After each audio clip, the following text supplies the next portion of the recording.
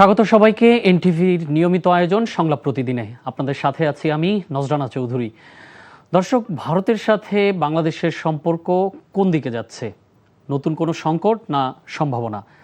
৫ August Sheikh হাসিনার সংবাদ সম্মেলন যেমন দুই দেশের সম্পর্ককে এক ধরনের সংকটের মুখে ফেলে দিয়েছে, আবার ঢাকায় নিযুক্ত ভারতীয় হাইকমিশনার দীনেশ ত্রিবেদী বাংলাদেশের প্রধানমন্ত্রী তারেক রহমানের সাথে বৈঠকের পর ওই দিনই দিল্লিতে গিয়ে ভারতীয় প্রধানমন্ত্রী নরেন্দ্র মোদীর সাথে বৈঠক করেছেন।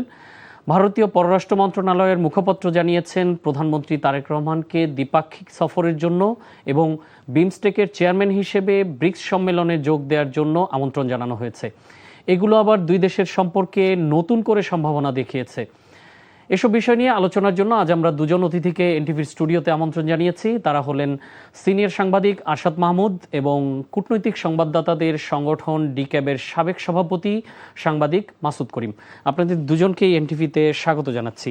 তো আমি আরশাদ মাহমুদ, আপনার কাছেই আসতে চাই যে সংকট না সম্ভাবনা ভারতের বাংলাদেশের সাথে ভারতের যে সম্পর্ক আছে সেটি আসলে কিভাবে ডিফাইন করবেন? এটা তো মানে ব্ল্যাক অ্যান্ড হোয়াইট উত্তর দেওয়া যাবে না।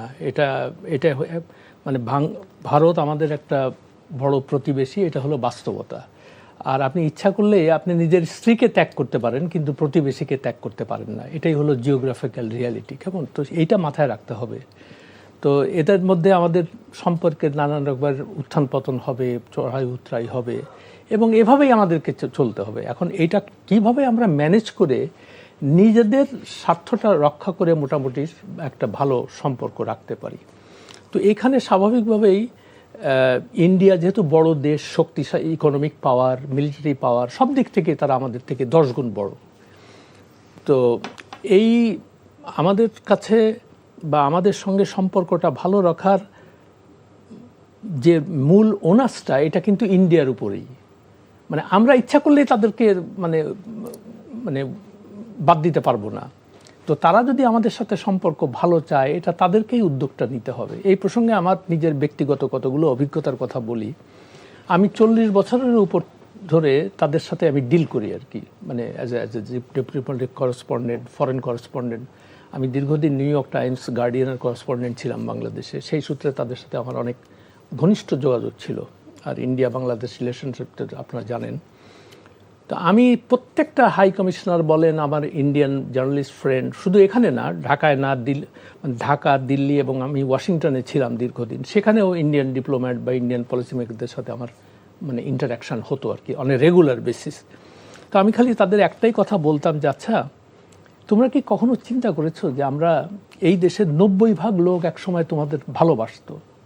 আমরা যখন তোমরা আমাদেরকে মুক্তিযুদ্ধে আমাদের বড় সমর্থন দিয়েছিলে, এটা তো আমরা খুবই কৃতজ্ঞতার জন্য। তো তোমরা কি একবারও চিন্তা করো যে এই 90% লোক আবার তোমাদের বিরুদ্ধে কেন চলে গেল? এটা কি কখনো ভাবো?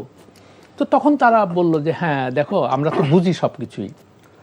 তখন আমিও এটাও বললাম যে তোমাদের কিছু কার্যকলাপে আমাদের কেন জানি মনে হয়েছে, আমাদের মানে বৃহত্তর জনগোষ্ঠী, যে তোমরা আমাদেরকে ভালোবাসো না বা তোমরা আমাদেরকে এক্সপ্লয়েট করছো।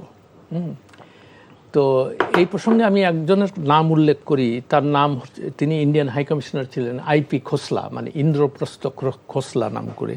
খুব ব্রিলিয়ান্ট ডিপ্লোম্যাট ছিল আর কি, আমার খুব পছন্দ ছিল, খুব বাস্তববাদী ব্যক্তি ছিলেন। তো উনি একদিন আমাকে কথায় কথায় বলছেন, এক জায়গায় ঢাকায় এক জায়গায় দেখা, মানে বললো যে, আরশাদ দেখো, আজকে সকালে আমি বাসার থেকে বেরোনোর আগে সাধারণত আমি পত্রপত্রিকা পড়ি আর কি, এবং ইংরেজিতে বলতেছে দে আর অল স্ক্রিমিং অ্যান্টি ইন্ডিয়ানিজম, মানে হেডলাইনগুলাই যে ইন্ডিয়া আমাদেরকে এটা করতেছে। এটা বললো যে দেখো, এটা দেখলে আমার মনটা খারাপ হয়ে যায়, আমি যেহেতু ইন্ডিয়ান হাই কমিশনার। হ্যাঁ, তো তখন বলতেছে যে তোমাকে একটা বাস্তব কথা বলি। আমি বললাম, বলেন।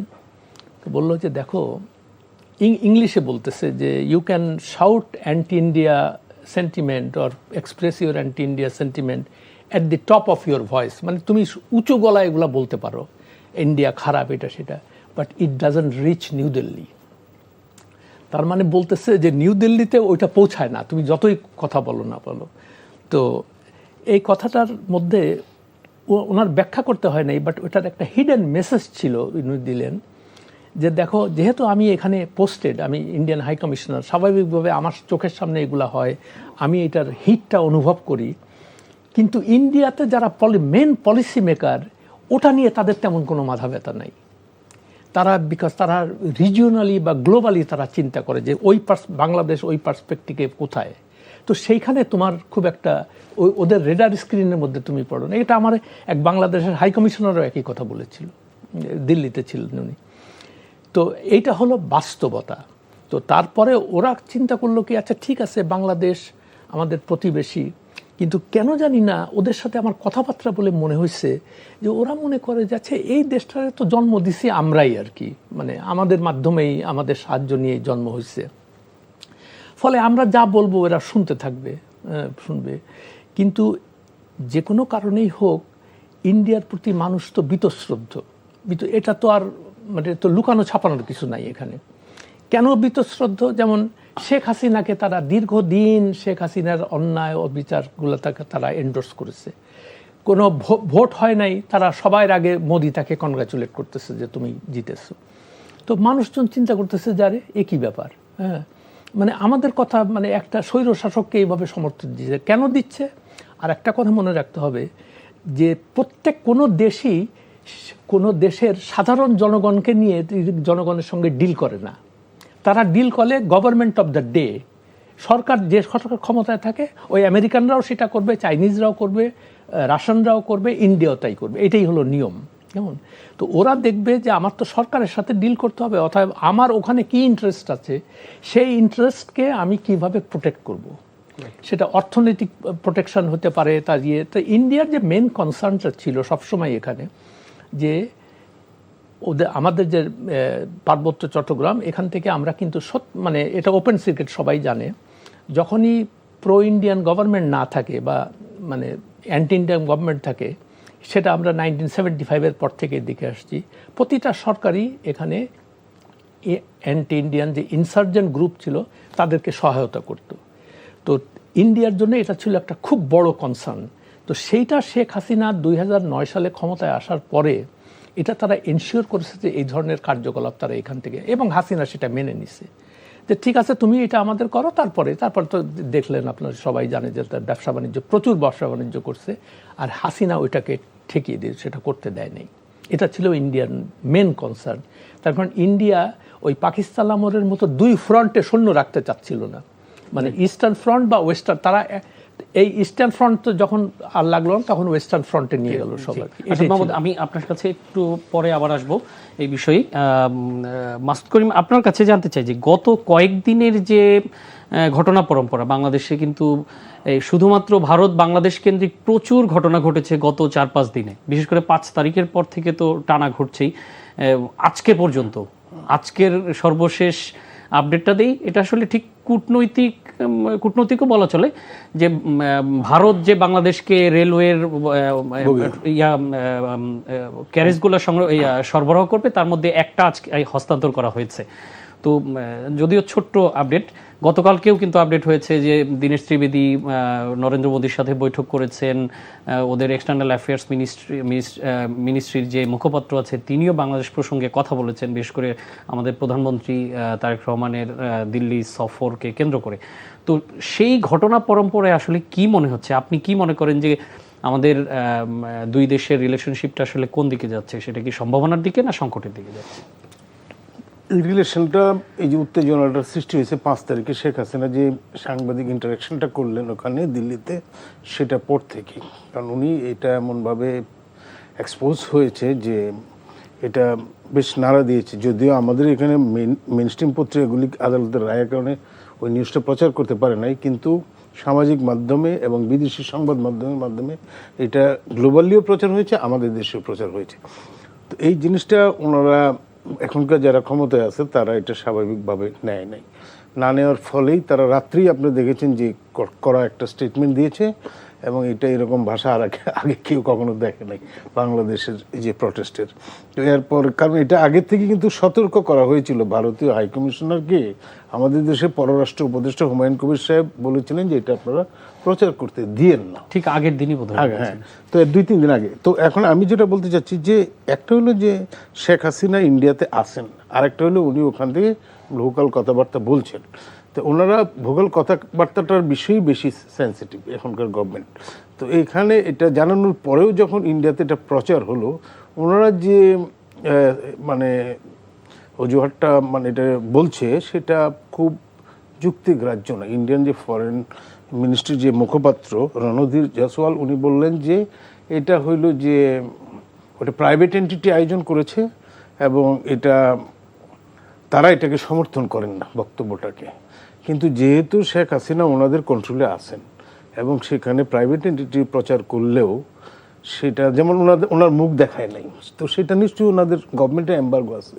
তো এটা মানে এটা খুব একটা দুর্বল যুক্তি আর কি। তো এই জন্যে এখন অনেকেই মনে করতেছে যে এটা একটা টেস্ট কেস, যে এটাতে একটা প্রেশার গভর্নমেন্টকে করা যায় কিনা আমাদের এখানে নানা ইস্যুতে, যেহেতু অনেক নরম হচ্ছে না সেটা করা। কিন্তু দেখা যাচ্ছে এটা আর উল্টা হয়েছে, যে কারণে এখন ওনারা দ্রুত এটাকে আবার স্বাভাবিক করার চেষ্টা নিয়েছেন। যেমন যেটা এই যে দীনেশ ত্রিবেদী প্রাইম মিনিস্টার তারেক রহমানের সঙ্গে দেখা করেছেন, এটা একটা আমার মনে হয় যে পজিটিভ সাইন, যে ওনারা একটা সংকটকালে কূটনীতিকরা যদি একটু দৌড়াদৌড়ি করে তখন বুঝবেন যে সংকটটা নিরসনের একটা চেষ্টা, এটা খুব স্বাভাবিক। তো এই জিনিসটা যে, এবং এটা শোনার পরে এরপরে উনি আবার ফরেন মিনিস্টারের সাথে ওয়ান অন কথা বলেছেন, এরপরে সালাউদ্দিন যে স্বরাষ্ট্রমন্ত্রী তার সাথে কথা বলেছেন, এবং ইমিডিয়েটলি উনি এটা একেবারে ডাইরেক্ট মোদির সঙ্গে দেখা করেছেন, যেটা হয়তো একজন কূটনীতিবিদ যদি এখানে রাষ্ট্রদূত হইতে সম্ভব ছিল না। ওনার প্রোফাইলের কারণে পলিটিক্যাল দ্রুত এটা, এখন এটা যে মেসেজিংটা সেটা কার্যক্রমে দেখা যাচ্ছে একটু পজিটিভ। এবং প্রাইম মিনিস্টার যদি ওখানে যাবেন কিনা সেটাও এখন পলিটিক্স সিদ্ধান্ত নিচ্ছে, নট ডিপ্লোম্যাটিক্যালি আমি বলবো যে ব্রিক্সের সামিট যেহেতু হচ্ছে 10টা-11টা দেশের রাষ্ট্র সরকার প্রধানরা এখানে আসবে, তারপরে আসিয়ানের প্রধানরা আসবে, আমাদের এখানে তো বিমস্টেকের হিসেবে তো ওনার যাওয়াটাই উচিত, যেহেতু আগে ধারাবাহিকভাবে যাচ্ছে। এবং গেলে আমাদের শোকেসও হবে বাংলাদেশের, না গেলে বরং একটু আইসোলেশনের সম্ভাবনা আছে। তো এইসব দিক থেকে ডিপ্লোম্যাটিক্যালি অবশ্যই যাওয়া উচিত। ইকোনমিক ব্লকে আমরা কিন্তু এদের ব্যাংকে, যে ব্রিক্সের যে ব্যাংক, যে ডেভেলপমেন্ট ব্যাংক সেটা সদস্য আছে, ব্রিক্সের সদস্য চাচ্ছি। হ্যাঁ, সুতরাং চায়না রাশিয়া এটা সাপোর্টও দিয়েছে। তো এটা ডিপ্লোম্যাটিক্যালি মনে করি যাওয়া উচিত, কিন্তু অনেক সময় পলিটিক্স ওভারটেক করে ডিপ্লোমেসিতে। তো এইখানে কিন্তু সেই জিনিসটাই হচ্ছে যে পলিটিক্যালি ডিসিশনটা হচ্ছে, কনসিডারেশনের মধ্যে আছে বাংলাদেশের, কিন্তু দেখা যাচ্ছে যে এখন এই মেসেজিংটা কিভাবে কাজ করতেছে ওনারা কিন্তু একটু, ইন্ডিয়া এখন মনে হয় যে একটু পজিটিভ তারা টার্ন নিচ্ছে। আপনি যেটা বললেন যে ট্রেনের এই জিনিসগুলি আমদানি হচ্ছে, অন্যান্য বিষয়গুলি যেমন ব্যবসা বাণিজ্যটা চালু আছে, কালচারাল এক্সচেঞ্জগুলি আছে, যেগুলি খুব বেশি কন্ট্রোভার্সিয়াল কিছু নাই। একটাই জিনিস যে এখন ব্যাপার হইল যে হাউ ইন্ডিয়া, যে নিশ্চয়ই মেসেজ কি দিছে এটা আমরা জানি না, কিন্তু এটা অনুমান করি যে হয়তো বলছে যে আপনারা যদি এভাবে পলিটিক্যালি ডিস্টেবিলাইজেশন আমাদের সঙ্গে করতে থাকেন, হয়তো আমাদের ইন্টারাকশনটা লো প্রোফাইলে চলে যেতে পারে। তো কথার কথা আমি বললাম আর কি। অথবা এটা বলতে পারে যে আমাদের প্রাইম মিনিস্টার ওখানে যাবেন, যেতে গ্যাঞ্জেসের একটা রিনুয়ালের টাইম এসে গেছে, সেই জায়গাটায় একটু আপনার ডেভেলপমেন্ট যদি করেন, কিংবা তিস্তার ব্যাপারটা, যেগুলি কোর কনসার্ন, যেটা আরশাদ ভাই বললেন যে ইন্ডিয়ান মেইন কনসার্নটা ছিল সিকিউরিটি নর্থ ইস্টের এবং এই সমস্ত, তো সেটা তো অ্যাড্রেস বাংলাদেশ করেছে। একটু রিসিপ্রোকালি যদি আপনারা আগান, কারণ এটা তো বয়সটা মানে মানে এটা কি রেটরিকটা, কথাবার্তার বলার ধরনটা কিন্তু শেখ হাসিনার মতো হবে না এই সরকার, যেহেতু একটা অভ্যুত্থানের মাধ্যমে এই সরকারটা এসেছে এবং শেখ হাসিনা এখান থেকে বিতাড়িত হয়েছে এবং ওই দেশেই আছেন। সুতরাং এখন একটা নতুন বাস্তবতা, এটা হলো ওরা বলে নতুন বাংলাদেশ, তাই না? তো এই নতুন বাংলাদেশের বাস্তবতার সাথে অ্যাডজাস্ট তারা করবেন কিনা কতটা ইন্ডিয়া, সেটার উপরে নির্ভর করবে সম্পর্কটা। তবে এখন পর্যন্ত এটা একটা পজিটিভ দিক যে ডিপ্লোমেসি এখানে কাজ করতেছে, সেটাই হলো আমার মন্তব্য। এবং আমি একেবারে মানে সম্ভাবনাহীন দেখি না। এখনো যেহেতু সরকার এখনো বলে নাই যে আমরা যাব না, মানে আমাদের প্রাইম মিনিস্টার যাবেন না, যেহেতু সেপ্টেম্বরের এখনো যথেষ্ট সময় আছে। পররাষ্ট্রমন্ত্রী এক ধরনের ইঙ্গিত দিয়েছেন, যাবেন কি যাবেন না সেটা না বলেও এক ধরনের ইঙ্গিত দিয়েছেন, কিন্তু আবার সরাসরি সেভাবে বলেনও নি যে যাবেন কি যাবেন না। গতকালকেও কিন্তু প্রধানমন্ত্রীর তথ্য বিষয়ক যে উপদেষ্টা আছে ডাক্তার জাহিদুর রহমান, তিনি বলেছেন যে এই বিষয়ে চূড়ান্ত সিদ্ধান্ত এখনো হয়নি। তার মানে টু আর্লি, এখনো তারা হয়তো পলিটিক্যালি ওখানকার মেসেজিংটা দেখতেছেন এবং এটার ফলে ডোমেস্টিক কি প্রতিক্রিয়াটা সেটাও দেখতেছেন। এটা সার্বিক বিবেচনাধীন আছে। আমি রুল আউট করতেছি না যে উনি যাবেন না, কারণ এটা করার মতো সময় এখনো হয় নাই। এটা হলো আগস্ট মাস, 19 সেপ্টেম্বরে 13-14 তারিখে সামিট, যথেষ্ট সময় আছে। ডিপ্লোমেসিতে আসাদ ভাই অনেক অভিজ্ঞ লোক, উনি জানেন যে একদিন 10 মিনিট 5 মিনিট সময় অনেক কিছু করতে পারে। তো এখন পর্যন্ত তো ইটস এ পজিটিভ সাউন্ড। জি, আসাদ মাহমুদ, আপনার কাছে একই বিষয়ে একটু জানতে চাই যে আপনি কি কোনো সম্ভাবনা দেখতে পাচ্ছেন কিনা গত কয়েকদিনের যা ঘটলো সেটার প্রেক্ষিতে? আমি এই মাসুদ করিমের কথার রেশ ধরেই বলি যে প্রথমে আমি যে কথা, যে ইন্ডিয়া আমাদের প্রতিবেশী, এটা হলো বাস্তবতা। কেমন আমরা যতই কথা বলি, ইউনূস সরকার এসে বলেছিল যে আমরা মানে ইন্ডিয়ার সঙ্গে উনি চোখে চোখ রেখে কথা বলে, মাথা ঘুরায় না। কিন্তু পরে দেখলাম এই প্রথম আলোর ইন্টারভিউতে তার পররাষ্ট্র উপদেষ্টা তৌহিদ হোসেন বলেছে যে মোদির সঙ্গে দেখা করার জন্য আমরা অলমোস্ট হাত পায়ে ধরেছি তাদের। এটা কিন্তু সে পাবলিকলি বলেছে এই কথা। শুধু তাই না, দেখেন আশ্চর্য হয়ে গেছে আমি এটা পড়ে। তো নরেন্দ্র মোদীকে ফোনও করেছেন না, ব্যাংককে তো মিটিং করেছেন, সেটা তাদের মানে বাংলাদেশের পীড়াপিড়িতে তারপরে বলছে ঠিক আছে ফোনে কথা বলবো। তারপরেও দেখেন, মানে তৌহিদ হোসেন সম্ভবত বিদেশে কোথাও এক জায়গায় গেছিল, তখন ইউনূস সাহেব তাকে বলছে যে দেখো তুমি আসার সময় দিল্লি হয়ে আসো, দিল্লি এসে জয়শঙ্করের সাথে একটু কথা বলো। তো তৌহিদ হোসেন অবভিয়াসলি বলছে যে আমাকে তো দাওয়াত দেয় না, আমি কিভাবে যাব সেখানে। তো দেখ, তার মানে কি যে ইউনূস সরকারের পক্ষ থেকে বা মোহাম্মদ ইউনূসের পক্ষ থেকে যে ডেসপারেশনটা ছিল যে আমি পাবলিকলি একটা মানে রাজনীতি একটা করব কিন্তু আসলে আর ইন্ডিয়ার বাস্তবতা দেখেন, এখানেও এই সরকার আসার পরেও নানান রকমের কথাবার্তা আমরা শুনতেছি এটা। অথচ যেদিন বললো যে এরকম আমরা খুবই বিরক্ত, তারপরে ফরেন মিনিস্ট্রি খুব শক্ত ভাষায় দিল, সেই দিনই এই জ্বালানি মন্ত্রী বলতেছে যে আমরা পাইপলাইনের মাধ্যমে ইন্ডিয়ার থেকে আবার তেল আনতেছি। হ্যাঁ, আবার মানে এখানে কাঁচামরিচের দাম বেড়ে গেছে, তাড়াতাড়ি করে ইন্ডিয়া থেকে ওইগুলো। তো এই যে বাস্তবতায়, তো আপনি তো ইচ্ছা করলেই আপনি সব কিছু বন্ধ করে দিতে পারেন না। বন্ধ করলে ক্ষতিটা হবে আপনারই, মানে ইমিডিয়েট ক্ষতিটা হবে আমাদেরই। তার কারণ আর ইন্ডিয়া কখনো চাইবে না যে এইখানে একটা ডিস্টাবিলাইজড একটা সিচুয়েশন হোক। তার কারণ একটা জিনিস এইটা আমাদের মাথায় রাখতে হবে যে আজকে যদি বাংলাদেশে রিয়েলি একটা অস্থিতিশীল সৃষ্টি হয়, তবে বহু লোক ইন্ডিয়ার দিকে ছুটবে। তার কারণ তাদের তো আর অন্য কোনো জায়গায় যাওয়ার রাস্তা নেই। ইন্ডিয়া সেটা চায় না। ইন্ডিয়া চায় যে মোটামুটি একটা স্থিতিশীলতা থাকুক, আমরা ব্যবসা বাণিজ্য করুক, আর আমাদের যে মেন সিকিউরিটি কনসার্ন যেটা আছে সেটা তারা টেক করুক। এটা হলো বাস্তবতা। ফলে সেই বাস্তবতার দিকেই আমরা যাচ্ছি আর কি, আমার যে মনে হচ্ছে। মাসুদ করিম ভাই, আপনার কাছে জানতে চাচ্ছি যে আপনি আসাদ মাহমুদ যেটি বলছিলেন যে ভারতকে তো আর আমরা ইচ্ছা করলেই বাইপাস করতে পারবো না, বা একই জিনিস ভাইস ভার্সা কিন্তু ভারতেরও কিন্তু আমাদের ছাড়া চলবে না, কারণ বিশাল একটা সীমান্ত জুড়ে বাংলাদেশ এবং ভারত সীমান্ত শেয়ার করে।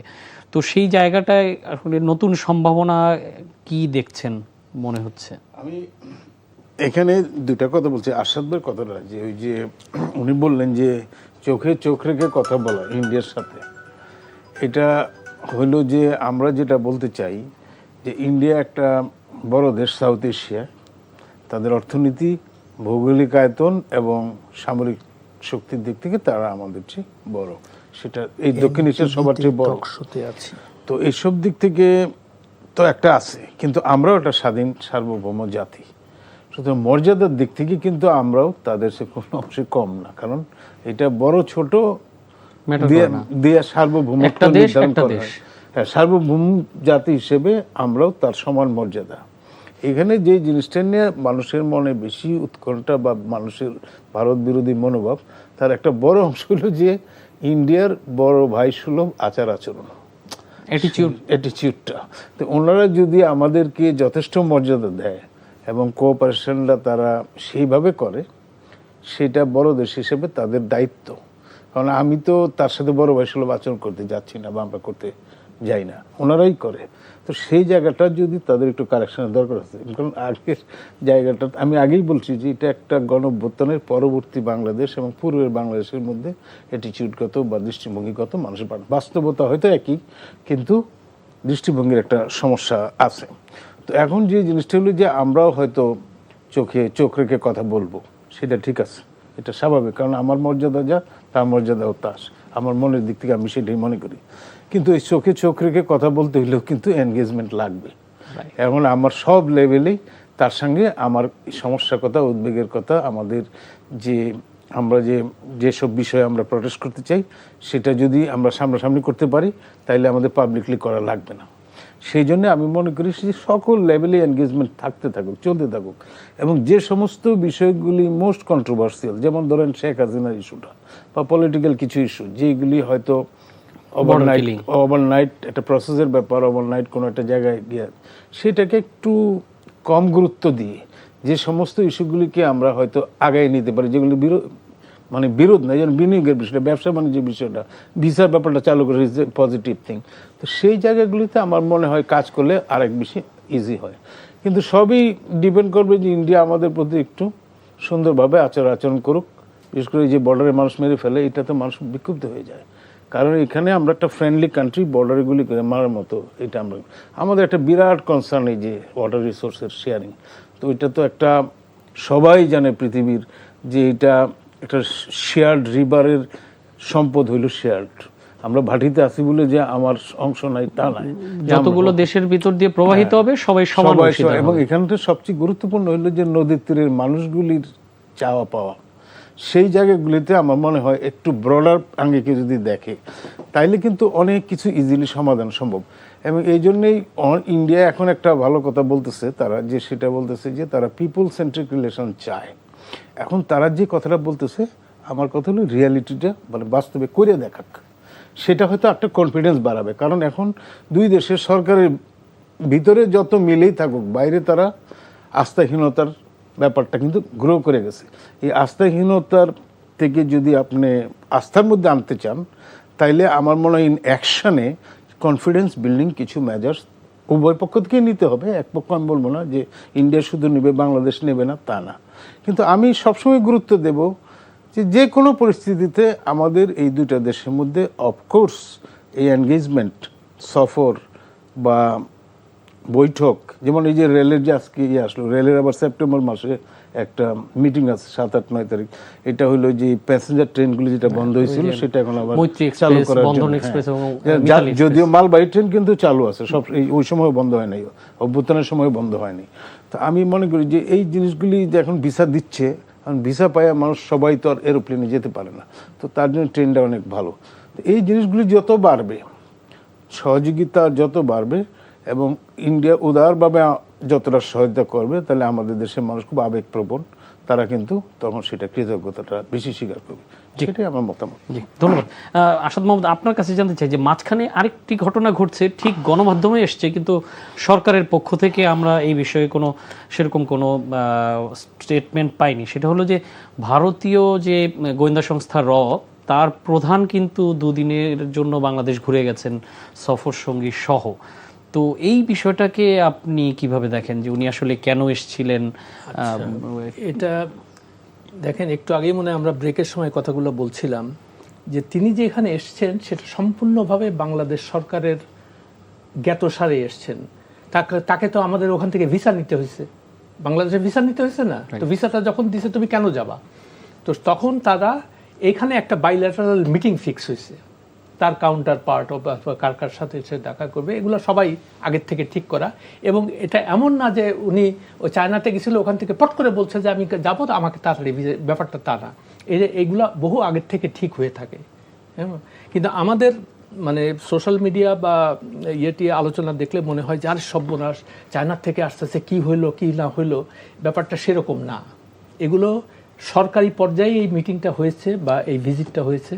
যেমন কিছুক্ষণ আগেই আমি এটা বললাম যে দীনেশ ত্রিবেদীর সঙ্গে, মানে ইন্ডিয়ান হাইকমিশনের সঙ্গে আমাদের প্রধানমন্ত্রী বা পররাষ্ট্রমন্ত্রী, স্বরাষ্ট্রমন্ত্রীর সঙ্গে বৈঠক 1 মাস আগে ঠিক হয়েছে।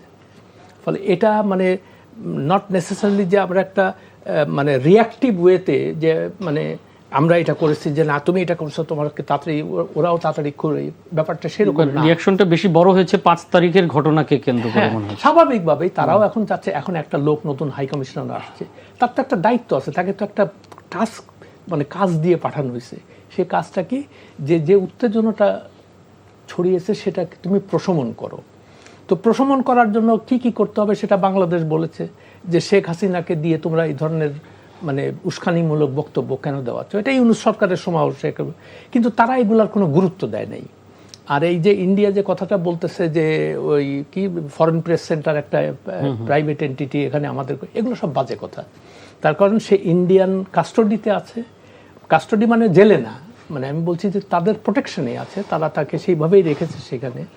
এবং শেখ হাসিনার সঙ্গে কে কখন কোথায় দেখা করবে এগুলো সব কিছুই ইন্ডিয়ান ইন্টেলিজেন্স বা ইন্ডিয়ান অথরিটির মানে ভেটিং ছাড়া হচ্ছে না এগুলা, এটা হলো বাস্তবতা।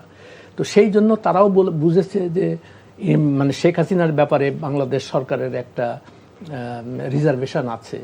এবং দীনেশ ত্রিবেদী মানে যাওয়ার দিন উনি তো আবার বাংলা বলেন, তার একটা বড় অ্যাডভান্টেজ। উনি বলেছিলেন যে আমরা বাংলাদেশের কনসার্নগুলো মানে বুঝতে পেরেছি এবং আমি যথাস্থানে এগুলো কনভে করব। তো সেই জন্য আমার মনে হচ্ছে সব কিছু দেখে যে এটা মোটামুটি সম্ভবত একটা পজিটিভ দিকেই যাচ্ছে আর কি। জি, এটুকুই বলছি। ধন্যবাদ। মাসুদ করিম, আপনি খুব সংক্ষেপে যদি বলেন যে পরাগ জৈনের ভিজিটটা সম্পর্কে যদি মূল্যায়ন করেন, যে আসলে কেন এসেছিলেন, কি কি বিষয়ে আলোচনা হতে পারে বাংলাদেশের সাথে তার? শুনেন, বাংলাদেশ ডিপ্লোমেসি, এটা আমি জেনারেলি বলি, কারণ পরাগ জৈন তো কোনো প্রকাশ করেন নাই। জেনারেলি হইল যে ডিপ্লোমেসির 80% হয় পর্দার আড়ালে, 20% আমরা যেটা দেখি সেটা জেনুইন। সেটা হলো এখানকার আবহাওয়ার সাথে, সব দেশেই আবহাওয়ার সাথে মিলে, পাবলিক পপুলার ম্যান্ডেটের সাথে মিলিয়ে, জনগণের প্রত্যাশার সাথে মিলিয়ে কথাবার্তা। আর রিয়েলিটি, গ্রাউন্ড ওয়ার্ক, এগুলি হয় পর্দার আড়ালে। এবং এখনকার দিনের ডিপ্লোমেসিটা সাপোর্টেড বাই স্ট্র্যাটেজিক ইন্টারেস্ট, এবং স্ট্র্যাটেজিক ইন্টারেস্টটা আবার ওই যে ডিপ স্টেট বলেন বা ইন্টেলিজেন্স বলেন, এইগুলির সংমিশ্রণই হয়ে থাকে। সুতরাং পরাগ যে জৈন, যে ওনার যে সমস্ত আলোচনা হয়েছে সেগুলি ডেফিনেটলি যে সমস্ত কোর সেন্সিটিভ কথাবার্তা প্রকাশ্যে বলা সম্ভব নয়, এটা হয়তো উনি বলেছেন বা আমাদের লোকজন হয়তো ওনাকে বলেছেন, এই জিনিসগুলি হয়তো একটা মানে একটা ইন্টারাকশন হয়েছে, একটা এক্সচেঞ্জ হয়েছে। সেটা ডেফিনেটলি এই দিক থেকে আমি মনে করি যে হয়তো যে এটা পরিস্থিতিটাকে আরও ইজি করার জন্যে, খোলাখুলি আলোচনা করার জন্য হয়তো উনি এসেছেন। আমাদের ইন্টেলিজেন্স এনে তো ওরা যেটা হইলো যে এই রিসার্চ অ্যান্ড অ্যানালাইসিস উইং হইলো, এটা হলো বৈদেশিক গোয়েন্দা সংস্থা, আমেরিকার সিআইএর মতো। হ্যাঁ, বাইরের দেশগুলির সাথে কাজ করে। আমাদের দেশে এরকম কোনো স্ট্রাকচার কোনো নেই যে বিদেশে কাজ করে। আমাদের এনে আছে ডিজিএফআই, সামরিক গোয়েন্দা সংস্থা, আর অভ্যন্তরীণ আছে এনএসআই। ওনারাই কাউন্টার পার্ট। ওনারা কথাবার্তা দুইটা মিলিয়েই হয়তো আলাপ আলোচনা করেছেন, বা কি কি করেছেন আমরা তো জানি না। পলিটিক্যাল লেভেলে হয়তো কথাবার্তা বলে থাকতে পারে। জি, প্রাইম মিনিস্টারের ডিফেন্স অ্যাডভাইজারের সাথে, ডিফেন্স অ্যাডভাইজারও তো নিশ্চয়ই একজন সামরিক ব্যক্তি, সেই হিসেবে তো ওনারা ডেফিনেটলি এই সমস্ত সিকিউরিটি ব্যাপারগুলি নাম্বার 1 প্রায়োরিটিতে থাকবে, সেটা আমার ধারণা। জি, ধন্যবাদ আপনাদের দুজনকে। আমরা আজকের মতো শেষ করতে চাচ্ছি। দর্শক, এই ছিল আমাদের আজকের সংলাপ প্রতিদিনের আয়োজন। সবাই ভালো থাকবেন, সুস্থ থাকবেন। ধন্যবাদ। আমার একটু তাড়াতাড়ি গাড়িটা